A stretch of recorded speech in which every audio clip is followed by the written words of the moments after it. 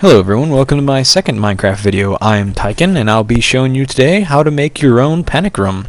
I surprisingly got a lot of requests how to make it.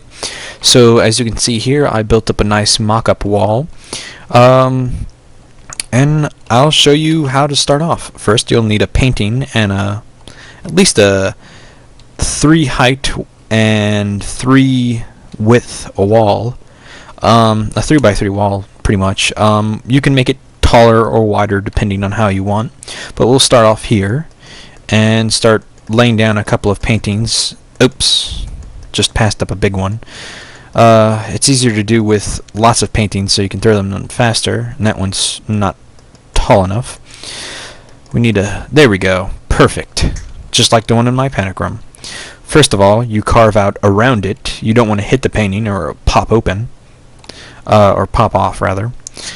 For our demonstration, I went ahead and made a small little panic room already here, just to make it easier. As you can see, it's similar to mine. It's not great. Of course, you'll eventually want to replace the walls with obsidian if you want to, really go all out, and of course, replace the floors with cobblestone. But for now, we'll leave it as it is. First of all, we'll place a switch in here so we don't have to come back later. Well, at least for that. We'll go ahead and put down our iron door. As you can see, and iron doors don't open without electrical charges, no matter how much you want to hit them. As you can see. Now we'll be placing down the wiring as well as the other switch, which I'll show you how to do. You want to leave this open for now, because you'll probably have to dig it out again to get back in here, at least for now. Let's start off with digging all this out. I actually brought shovels, so I don't have to dig this out by hand. What you'll want to do is you'll want to put a redstone torch directly under the door, at least one square, and you'll want to put it against the wall of that block. You don't want to put it there or there. It has to be exactly there.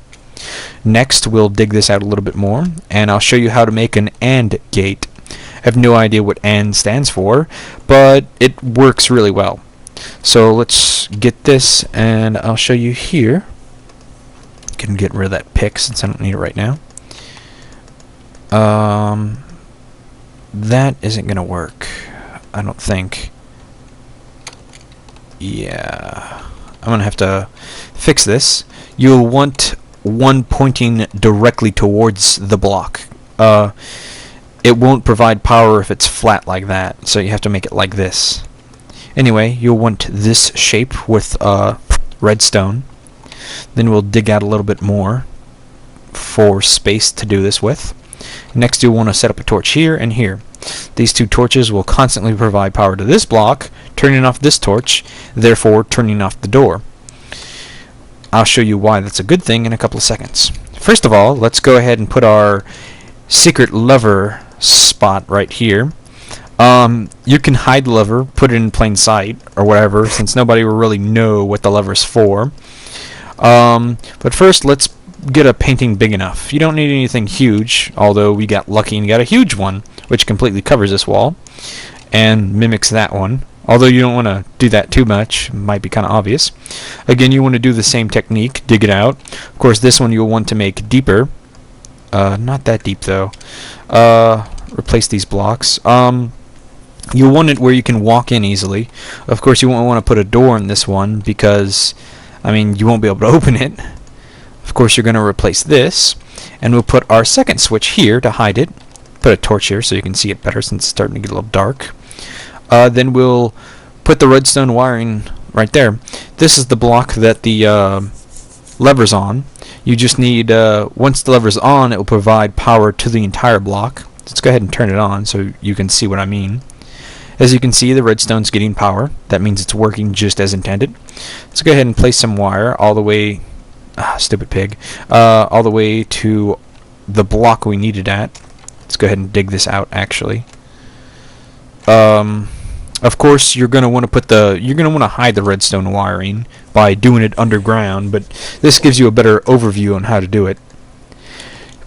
you provide the, as you can see, the lever is currently on, and it provides power to this torch, which means it turns off. This torch, on the other hand, still provides power to that torch, leaving the torch off, and the door closed. I'll show you why this is necessary in a moment. Going to need to get around here. You can actually dig through the wall and do this, but I'm just going to go around it so you can see better. Let's see, what's the side the switch is on? Okay, it should be right there. Let's check just to make sure. Go ahead and flip the switch. Flip. Yeah, I was wrong. It's right there. Okay, there we go. Got the right one. Oh. And I fell. At least I had a nice soft pig to land on. Anyway, of course you can dig under and do it like that. But for this demonstration I'm going to go, well, might as well go under to show you better. Of course, you can go even further under to hide it, so you can put a block on top. But for now, we're not making it pretty, we're just making it functional. We're going to want this one to go all the way to this torch. As you can see, that torch turns it off. Since both are off, they no longer provide power to this torch, which means it can come on by itself and provide power to the door. As you can see, the door is open. Okay, if either of the switches flip off, one of the torches will provide power to the torch under the door and turn the torch off. Here's an example. Bam. Door shut, door open. Okay, let's show you another example. Of course, you'll want to keep that switch on at all times, since it has to be on. Get the pig out the way. Get. Always messing.